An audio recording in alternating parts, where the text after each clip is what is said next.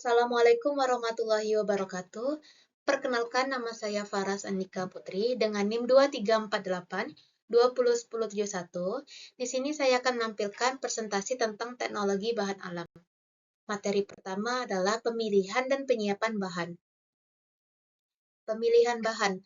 Poin-poin yang akan saya sampaikan dalam pemilihan bahan yang pertama adalah identifikasi, yang kedua seleksi, dan yang ketiga faktor yang mempengaruhi. Yang pertama, identifikasi. Di sini saya menggunakan sampel daun kerinyo. Jadi, identifikasi spesies dari daun kerinyo adalah Chloromolaena odorata dengan famili Asteraceae dan ordo Asterales. Yang kedua adalah seleksi. Di dalam seleksi ini ada 4 bagian. Yang bagian pertama adalah spesies. Spesies merujuk pada proses pemilihan daun kerinyo yang tepat untuk tujuan tertentu. Yang kedua, usia.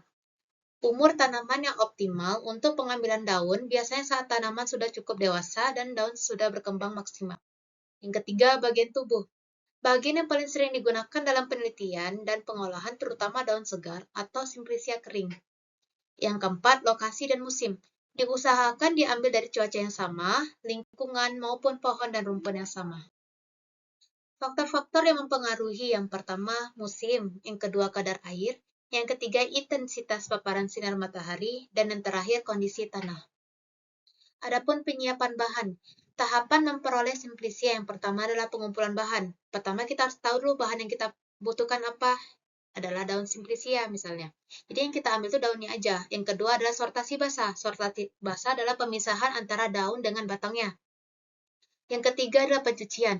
Jadi kita setelah memisahkan daun dengan batangnya, kita cuci dengan air yang deras. Yang keempat adalah perajangan. Perajangan adalah memotong kecil-kecil supaya bisa cepat kering. Yang kelima adalah sortasi kering. Sortasi kering ini adalah memisahkan daun dari benda-benda asing. Yang keenam adalah pemeriksaan mutu. Pemeriksaan mutu dan sortasi kering ini tujuannya sama-sama memisahkan simplicia dari zat asing. Yang ketujuh adalah pengepakan. Pengepakan ini adalah penyimpanan simplicia dalam botol. Yang ke-8 adalah penyimpanan. Penyimpanan ini kita simpan di dalam suhu ruangan.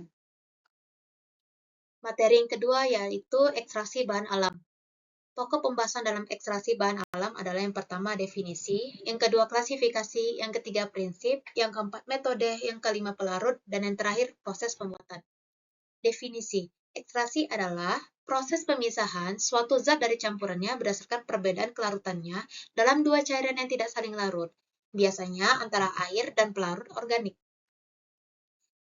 Kedua, klasifikasi. Klasifikasi terbagi menjadi 3. Yang pertama, ekstraksi padat cair, yang kedua, ekstraksi cair-cair, dan yang terakhir, fluida superkritis.